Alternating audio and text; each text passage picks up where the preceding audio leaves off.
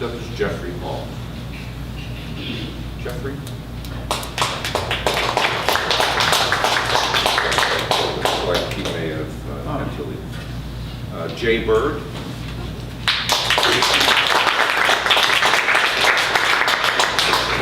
I have a couple of friends who are getting married, and they asked me to read something at their ceremony. So this is called Marriage.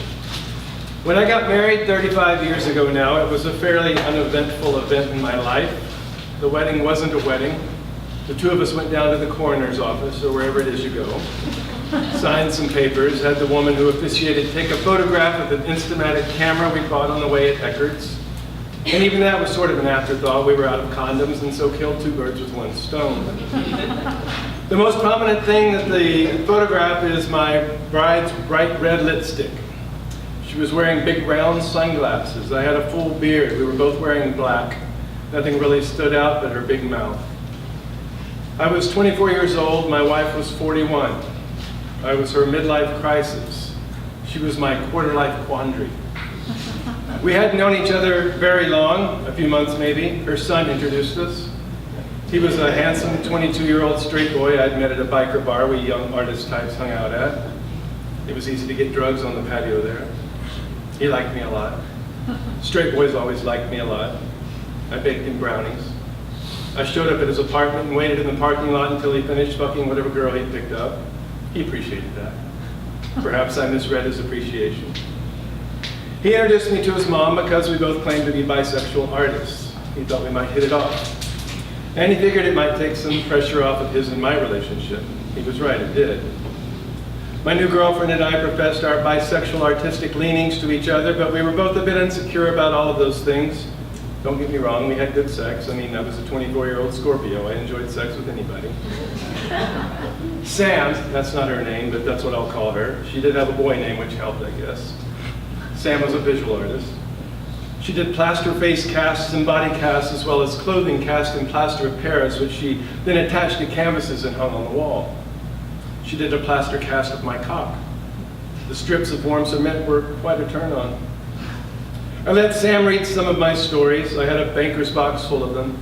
I dropped it off of at her mother's condo where Sam lived, not with her mother, and she read everything over a long weekend. She pulled my attempt at gay porn out, plopped it on the coffee table between us, and said, this is what we're going to work on. She had at one point worked on a neighborhood newsletter. She told me she was more than capable of editing my work. I didn't have any audience to speak of, so I was thrilled to have an editor, no matter her credentials. I think all the talk of cocks in my story was what turned her on. It turned me on too, but Sam didn't like it when I masturbated in the shower. She could tell I had when I came out all puffy and red. She said, that's supposed to be mine. This was after we got married. We were pretty happy-go-lucky before we got married. And in fact, the only reason we got married was because I had a job at Half Price Books and she didn't have insurance. Plus, she had a pre-existing condition, something like bipolar disorder. I discovered after the wedding bells had been rung. And as it turned out, bipolar was Sam's truest claim to being bi. She had come up in an era that dabbled in free love, so she felt justified in dabbling too, just a bit, even though her dabbling had come more recently. The extent of Sam's lesbian adventures was one rather masculine dyke she'd met at a Buddhist meditation group a while before her son introduced us. He didn't like the dyke, which is why he made the introduction. He hadn't counted on us getting married, and so he found our announcement rather annoying.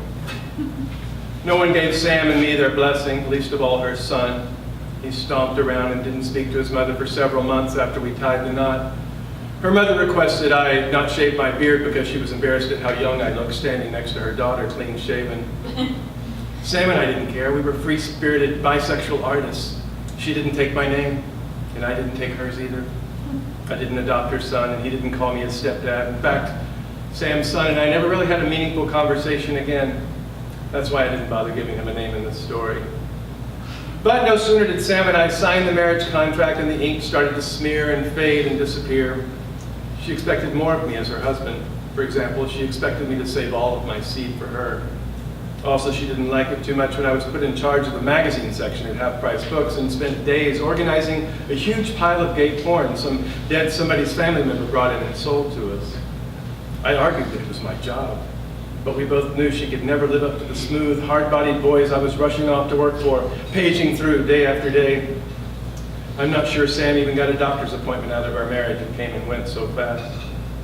That contract might as well have been printed on a mirror, because it certainly reflected us back to ourselves in such a way that we saw we were only pretending to be some modern incarnation of man and wife. In a way, my marriage to Sam was my first performance art.